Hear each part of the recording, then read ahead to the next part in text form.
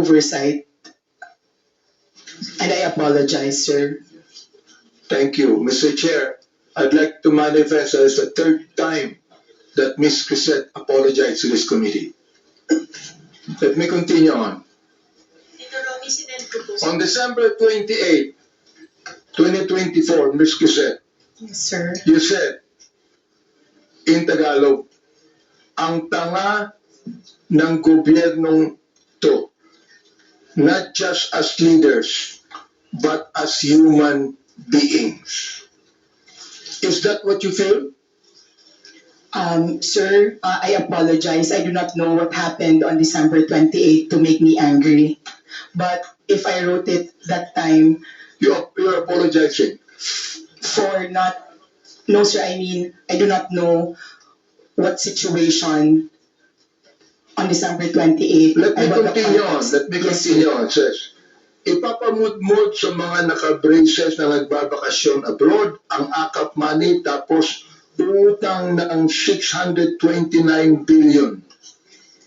Yung budget ng ayuda this year na pinibigay kay kung kani-kanino na nag-mall tour pa yung mga tanga na 500 billion uutangin ulit kasi nag-deficit daw.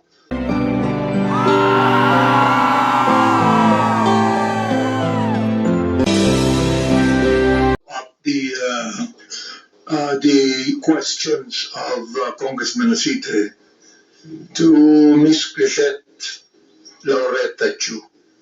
Ms. Crisette, will you be able to answer my question?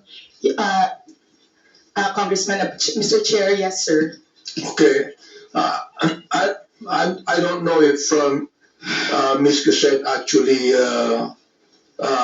wrote something about me. No, I don't remember doing that.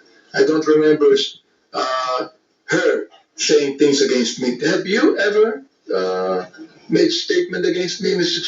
Crisette, at one time? I'm not sure, sir, but I'm sure I've been hurt by some of the things that the Quadcom during the time of. Mr. Chair, you said you have been hurt. Yes, Why sir. are you hurt? Because, sir, Are you the ones being investigated? Why are you hurt? no, sir, because I'm a supporter, and I just want to be honest, sir. it's not, Mr. Chair. What I'm saying is this: you are not being investigated. I'd like to ask a question. Why are you hurt? Sir, Mr. Chair, I will just answer honestly. For example, if you are a supporter of a certain politician, as I'm sure your supporters in your district in Manila know, if somebody you love or support is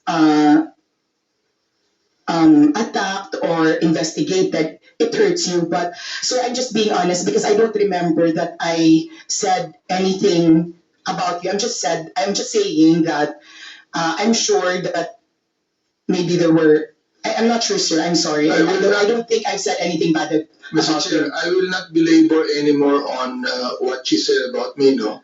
But I just would like to reiterate what Congressman Jude has been saying all along. You said, you're a journalist, right? Yes, sir. Okay, I'm not a journalist. Yes, sir. And you said a while ago that you write what you feel. Am I right? On my Facebook, sir, not on my job. Yeah, you said you write what you feel. Am I right? Yes, sir. Okay. Now, I do not need to be a journalist to write what I feel. Am I right? Yes, sir. All right. So why do you always say you're a journalist? Because they asked me, sir, what I do. You were not asked about being a journalist. You said it, that you are a journalist. Now, Sir, being a journalist, Mr. Chair, binanggit mo yung daw. Is that what you feel? Or are you trying to say now that that is what the masses feel? Mr. Chairman, that's what the impression I got from the social media platforms. The like TikTok. impression Yes, sir. that you got. We call it social media impression, sir. Well, I'm quite ignorant with the social media impression, Mr. Chair. But what I'm saying is this. You said that you write what you feel. Now, when you said daw na maraming nag-resign na mga pulis. Daw. Alright? You were not writing what you feel. You were actually writing what you think the masses feel. Am I right? Sir, in the first part of the sentence, yes, sir. And then the second part of the post where I had my own opinion, it was what I felt, sir. So you believe that what you were writing, what you believe to be what the masses feel. Yes, sir, that's right, sir. All right. So you're not writing what you feel, actually. Yes, sir, as well, sir. Therefore, you were wrong in your first statement. Yes, sir. Okay, sir. Good, very good. I'm so glad that you admitted that. All right. Now here is. In light of the new information, sir, in light of I the do press not need release, you to sir. explain. I don't need you to explain, Mr. Chair. Yes, sir. Thank you. You admitted you're wrong, and that's it. Yes, sir. Thank All you. right. Now I'd like to ask General Torre here.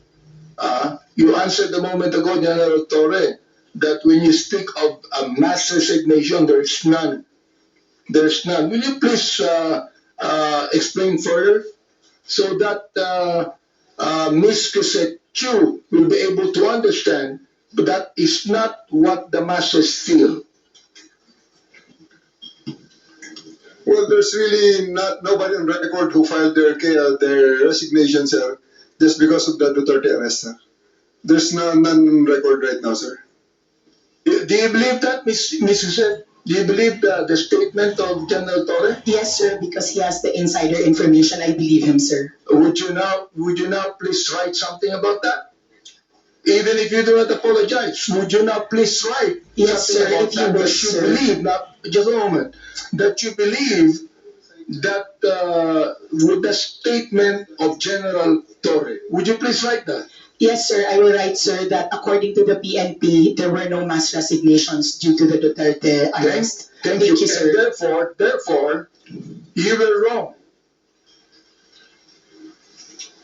Yes or no? Yes, sir. Okay, thank you very much for admitting that again. All right, now, I would like to understand what you wrote also here, December 28, 2024. I have the copy here, and the picture, I was actually asking my colleagues here, who is this lady in that picture, and I was told that this is the daughter of the former president. Now you said, yung anak ka ng presidente, kapatid ka ng VP, mayor at congressman, pero kailangan mo magbenta ng deodorant sa TikTok with matching actual application of deodorant sa kilikili mo because sayang ang pera para may pambili ka ng luho. Samantalang ang anak ng mga congressman lang na kung sino-sino nag-aaral abroad sa Europe at Switzerland at walang alam sa buhay, akala hardworking lang ang kanilang mga magulang. I would like to understand this. I would like to understand what you feel about this. Now you tell us right here in this committee, anong ibig sabihin itong impression na ito? Mr. Chair, respectfully, I would like to say that there are many congressmen whose children live lives that are far beyond what their son and other parents have. Well, Mr. Chair, to inform Ms. Crisette that I have 3 children, and they never went to Switzerland to study. Yes, sir. Not Okay. you. It's not you, sir. All right, not me. Yes, so sir, not therefore, you. who are you referring to? Sir, I would You give us names. Who are you referring to? You made a statement that there are a lot of congressmen. Therefore, you tell us now, who are you referring to? Sir, Mr. Chair, respectfully, my counsel does not want me to mention. Your counsel is wrong. You made a statement, samantalang ang anak ng mga congressman.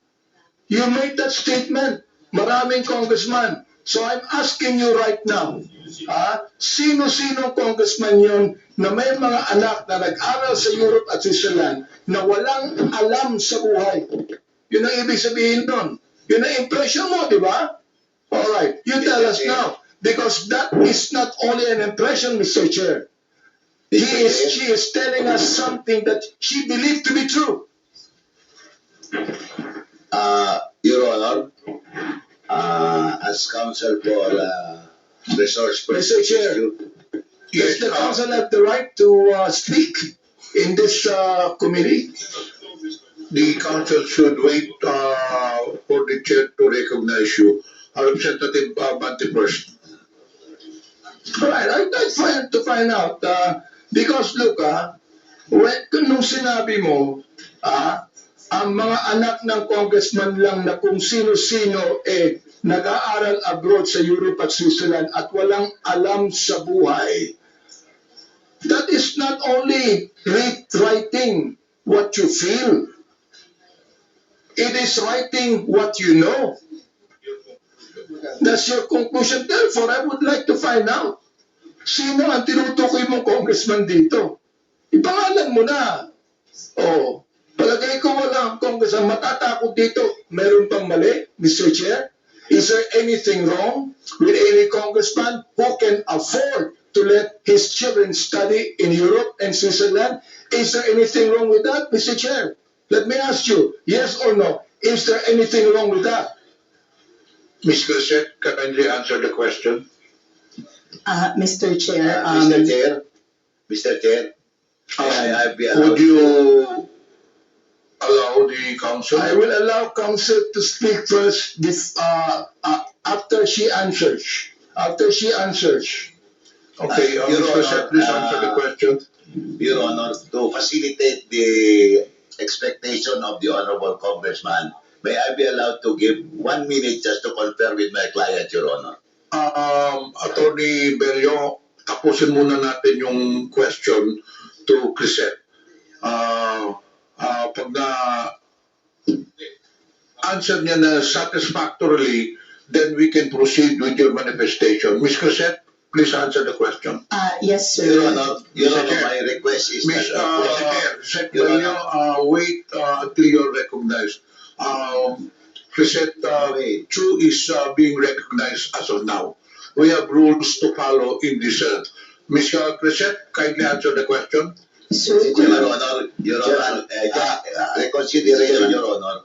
My request, Your Honor, is that before my client will answer, may I be allowed 1 minute to... Wait, Mr. Chair.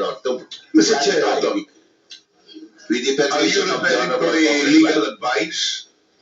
Would you like to confer with your client? Yes, Your Honor. Okay, you confer with your client first. Yes, Your Honor. We have a 1 minute suspension. Who can afford to send his children to Europe and Switzerland? Is there anything wrong with that, Mr. Chair? The only answer is yes or no. Yun lang po. Your Honor, may I be allowed to approach station with my client?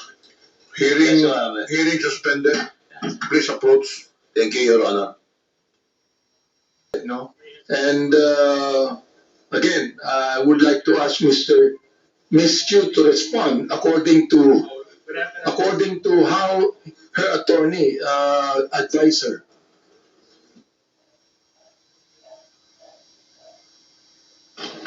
Ms. Grisette is recognized. Mr. Chair. Sorry, sir, I did not hear your question. My counsel was speaking with me. Could you kindly... Representative Babante, do you have any question? Yeah, I asked you a question a moment ago, and your lawyer conferred with you. So I agree with what your lawyer said, and your lawyer said that it's just a matter of oversight, and you're willing to apologize. So please do it now. Yes, sir. My lawyer and I talked, and my case is a matter of oversight. And I apologize, sir. Thank you, Mr. Chair. I'd like to manifest as the third time that Ms. Grisette apologized to this committee. Let me continue on.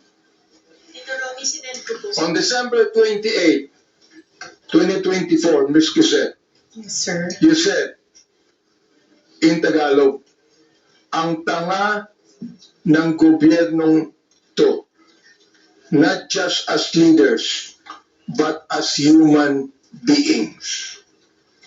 Is that what you feel? Sir, I apologize. I do not know what happened on December 28 to make me angry. But if I wrote it that time You're apologizing. for not, no, sir, I mean, I do not know what situation on December 28. Let me and what the continue on. context. Let me Yes, sir. continue on. It says, ipapamudmud sa mga naka-braces na nagbabakasyon abroad ang AKAP money tapos utang ng 629 billion. Yung budget ng ayuda this year na pinibigay kay kung kani-kanino na nag-mall tour, kayong mga tanga na 500 billion uutangin ulit kasi nag-deficit daw.